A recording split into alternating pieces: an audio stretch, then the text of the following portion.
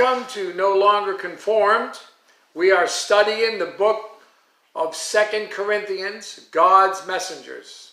In this session, we'll be looking at 2 Corinthians chapter 8 and verse 16 over to chapter 9 and verse 5. Stewardship of God's Messengers, part 2.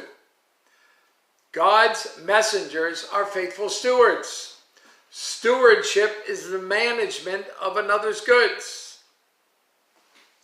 Remember in 1 Corinthians chapter 4 and verse 2, moreover, it is required in stewards that one be found faithful. In our last session, we considered giving with the right motive. We saw that motive in verse 5. They first gave themselves to the Lord and then to us by the will of God. The second of Paul's messages is giving with the right attitude. What is the right attitude?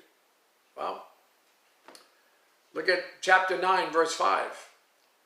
A matter of generosity and not as a grudging obligation. Sadly, much Christian giving is from stinginess. The small town had one bank and 3 churches. Early one morning, the bank called all 3 churches with the same request. Could you bring in Sunday's collection right away? We're all out of $1 bills. Yeah. Our text, 2 Corinthians chapter 8, and verse 16 and forward, helps us see a right attitude, reflecting 4 concerns of faithful stewards. First, they're concerned for God's people. Look at verses 16 and 17 of chapter 8. But thanks be to God who puts the same earnest care for you into the heart of Titus. For he not only accepted the exhortation, but being more diligent, he went to you of his own accord. You see, Titus had great concern for the Corinthians. His earnest care for you. He went to you of his own accord. Where did Titus get this concern? Well, he got it from God. Look at, again, verse 16. Thanks be to God who puts the same earnest care for you into the heart. You know, those times when during the course of the day, I have come to my mind a person. Maybe it's you. And I take that as an urging by the Lord for me to pray for that person who's come to my heart, come to my mind.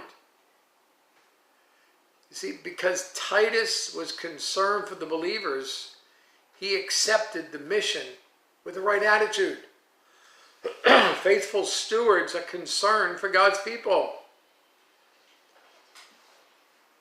And second, they are concerned for the church's testimony. Look at verse 18 down to verse 22. And we have said with him, the brother whose praise is in the gospel throughout all the churches. And not only that, but who was also chosen by the churches to travel with us with this gift, which is administered by us to the glory of the Lord himself, and to show your steady, ready mind, avoiding this, that anyone should blame us in this lavish gift which is administered by us, providing honorable things, not only in the sight of the Lord, but also in the sight of men. And we have sent with them our brother, whom we have often proved diligent in many things, but now much more diligent because of the great confidence which we have in you. Paul sent a special group to Corinth. Titus, partner and fellow worker, verse 23. The brother whose praise is in the gospel throughout all the churches, verse 18. With who was also chosen by the churches to travel with us with this gift. Verse 19. With them, our brother, whom we have often proved diligent in many things. Verse 22, many scholars believe that the them that's mentioned there are Luke and Timothy.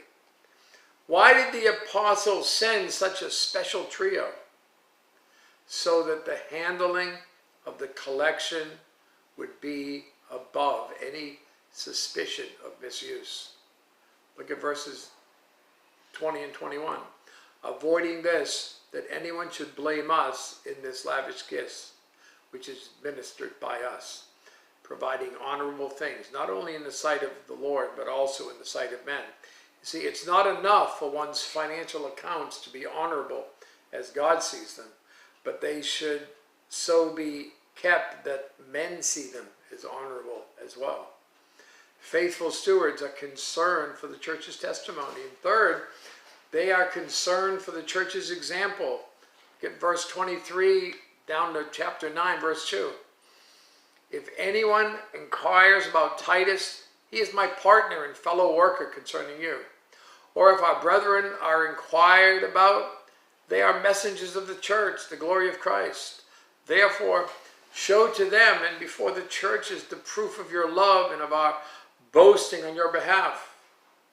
Now, concerning the ministering to the saints, it is superfluous for me to write to you, for I know your willingness, about which I boast of you to the Macedonians, that Achaia was ready a year ago, and your zeal has stirred up the majority.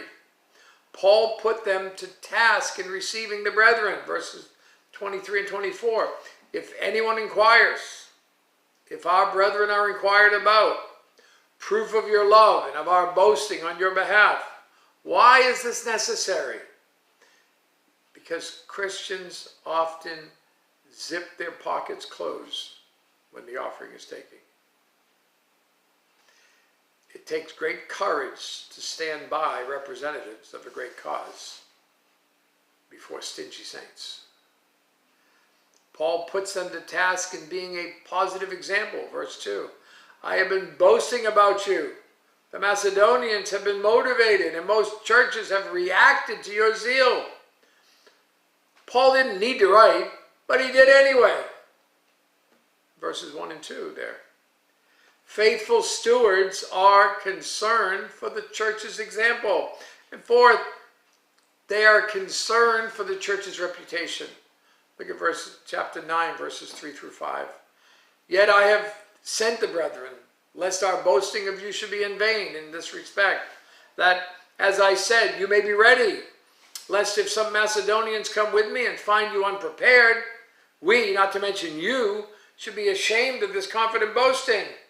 Therefore, I thought it necessary to exhort the brethren to go to you ahead of time and prepare your generous gift beforehand, which you had previously promised, that it may be ready as a matter of generosity and not as a grudging obligation. Apparently, that church was slow in the giving, and Paul had been bragging on them so much. They had made a pledge a year earlier.